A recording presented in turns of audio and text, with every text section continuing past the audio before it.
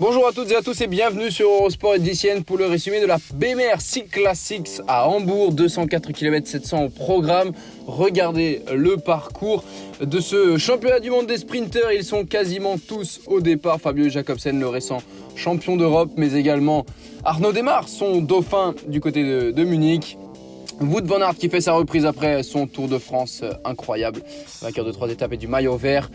Et normalement un sprint, mais attention quand même, 3 passages du Waasberg, une difficulté qui pourrait créer du mouvement. Caleb Ewan est également présent, il y aura Peter Sagan pour la formation Total Energy, Arnaud Démare on l'a dit, Elia Viviani, Dylan Groenewegen, Viviani qui est triple vainqueur de l'épreuve, une course qui n'a plus été disputée depuis 2019, Covid oblige, c'est alors Viviani qui s'était imposé devant Ewan et Nizzolo, l'italien Viviani vainqueur également en 2018 et 2017, retour donc à l'avant avec Anthony Julien, le français de la AG2R Citroën, en compagnie de Jacopo Mosca et Yevgeny Guidich, le champion du Kazakhstan pour la formation Astana.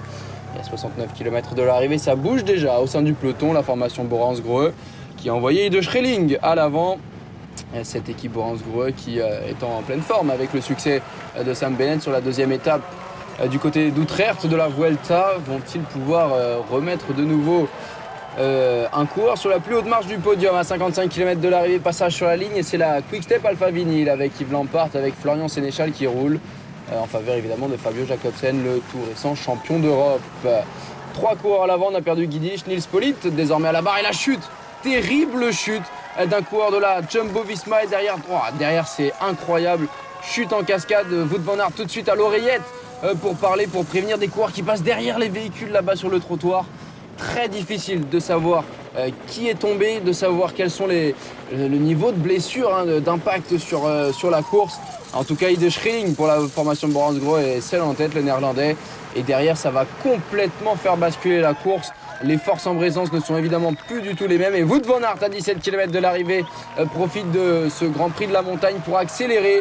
Il emmène avec lui un homme en grande forme, Jonathan Narvaez, l'équatorien d'Ineos, qui sort tout juste du Tour du Danemark où il a épaulé Magnus Sheffield, deuxième du général. Et on retrouve à l'avant Quinten Hermans, podium sur Liège-Bastogne-Liège pour le Belge, également un coureur en forme cette saison. Et 2 coureurs de Bora à l'avant avec notamment Marco Haller et Patrick Conrad, l'Autrichien, puis de Ide Schreling. Le peloton est à 25 secondes, il reste 5 km. Le bras de fer entre les sprinteurs et l'échappée qui va être intéressant jusqu'au bout. Mais devant, il y a des sacrés bestiaux quand même, avec Haller, avec Conrad, en plus 2 coureurs de la même équipe qui vont pouvoir se sacrifier. Quinten Hermans, Narvaez et Van Aert, le sprint qui va bientôt être lancé. Van Aert en deuxième position, c'est pas idéal, surtout avec Haller dans sa roue. Narvaez en dernière position, homme rapide, l'équatorien, attention, en tout cas Conrad qui se sacrifie évidemment pour que le peloton ne rentre pas. Attention qui va lancer en premier, 250 mètres de la ligne, Conrad, Van Aert, Haller, Narvaez en dernière position, et c'est parti pour Marco Haller qui a complètement surpris Wout van Aert. Marco Haller en tête devant Quinten Hermans et Wout van Aert. La victoire qui va se jouer entre ces 3 coureurs. Haller toujours en tête, Hermans, Van Aert qui produit son effort, qui remonte. Van Aert ou Haller, c'est bien Marco Haller qui est au rendez-vous. Marco Haller aujourd'hui, Haller au rendez-vous pour s'imposer sur une épreuve World Tour. Quel succès pour l'Autrichien de la Borans-Greux qui était vraiment inattendu aujourd'hui. Il fallait le parier. Déjà la victoire d'Haller, il fallait l'avoir. Mais devant Van Aert au sprint, incroyable. Vraiment très belle manœuvre de la formation Borans-Greux dans le final. Et Haller qui va féliciter, qui va en tout cas remercier ses équipiers avec ici Nils Politt, le champion d'Allemagne, qui a beaucoup travaillé aujourd'hui. Puis une équipe Borans-Greux qui est en forme.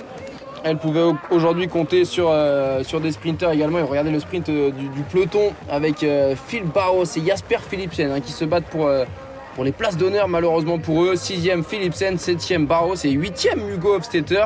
La 9e place de Max Kanter devant Alexander Kristoff.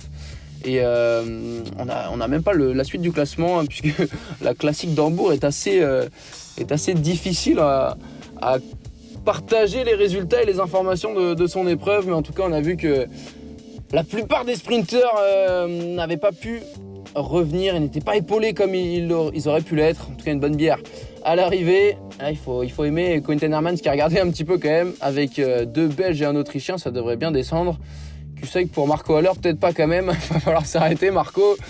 Quel succès pour l'Autrichien qui aujourd'hui n'était pas le coureur le plus attendu, Marco Haller. qui vient s'imposer, 31 ans, né le 1er avril. Lui qui reste encore 2 ans de contrat, il sort du Tour de France, 19e des récents championnats d'Europe. Et en tout cas, victoire de prestige pour la Boance Greux aujourd'hui à Hambourg.